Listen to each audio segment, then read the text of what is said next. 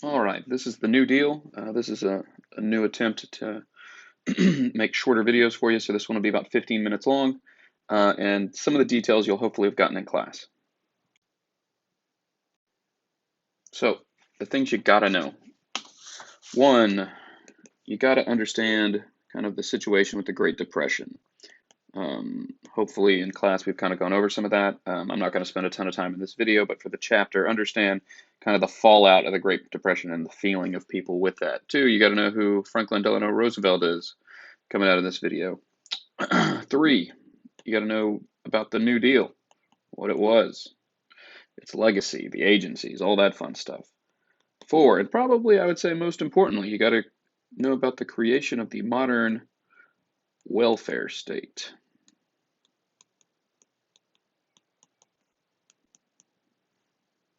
Circle that. That's a big important one. And then lastly, kind of the ideas of modern American liberalism, which I'll touch on at the end.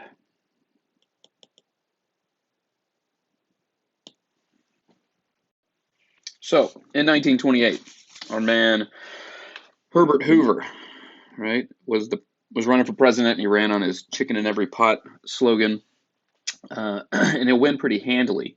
But the Great Depression hits, right, when we talked about the factors that caused that already. He won't do enough, and people are going to be sort of dismayed with Hoover. And so in 1932, the Democrats are going to run Franklin Roosevelt, who is going to be a rich guy from New York. He'd been the former governor of New York. He was a wealthy family, right? He was like fifth cousins of TR, Teddy Roosevelt. As a boy in 1921, he contracted polio, or some sort of infantile paralysis, they call it, and it made him paralyzed from the waist down. So for about 2 years, he couldn't really move. He famously went to Springs in, I forget the place in Georgia, but he tried to seek some sort of remedy for that there. Supposedly, he also fell in love with another woman, but that's all conjecture. Speaking of ladies in his life, his wife, Eleanor Roosevelt, was really a big influence on him and his presidency. She was kind of considered his legs sometimes. She went around and pushed a lot of his agendas, pushed her own agenda as well. And she's kind of the model for the modern first lady. Now, the campaign itself, right? And you can see the big difference here. Our man Roosevelt with the big smile, right? And then there's Hoover looking pretty down. People liked Roosevelt because of his optimism.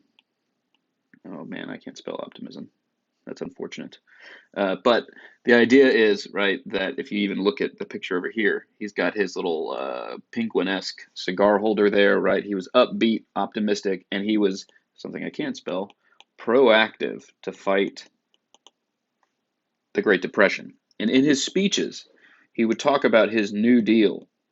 But the problem was, is initially the New Deal was very vague, and it was written by what they referred to as the Brain Trust. And this was going to be a group of college professors that came up with his sort of brand of fighting the depression with sort of active liberalism. And what this was a holdover from the Progressive era. A lot of the stuff of the Progressive era got put in on the back burner during World War I.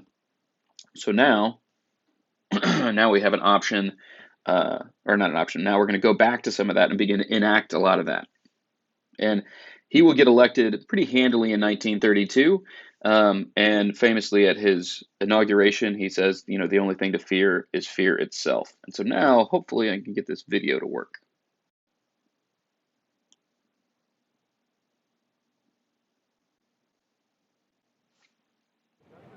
I, Franklin Delano Roosevelt, do solemnly swear that I will faithfully execute the office of One has to imagine millions of people clustered around their radio sets in towns all across the country. They don't know what to expect of this new president. He's not shown them much yet. So help me God. And then they hear, coming through their loudspeakers this voice.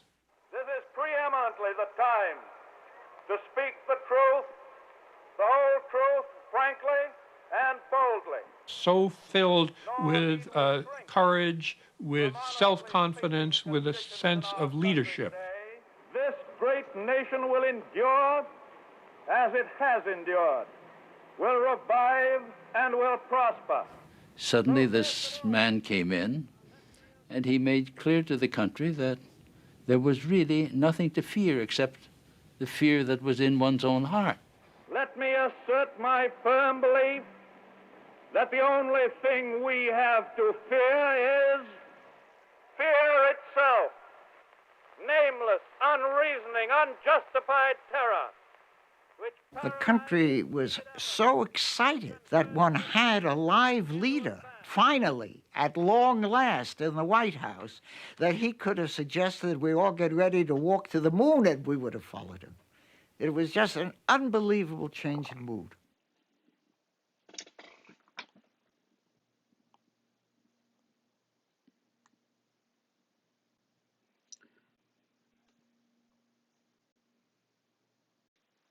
All right, so let's get into the New Deal. The New Deal, right, is basically the domestic policy of FDR to pull the economy out of the Great Depression. And it's set up with the ideas here of the 3 R's: relief, recovery, reform. Relief is really about sort of upfront, relief for individuals. Recovery was kind of getting people back to work. And reform was making changes so that it wouldn't happen again. This initial Congress is really going to be, as they refer to in your textbook, a rubber stamp, which means they are going to pass whatever FDR wants, even if it's unconstitutional, as we'll see. Now, moving on from that, right, as I said before, a lot of this was holdovers from the progressive era, and a lot of this is going to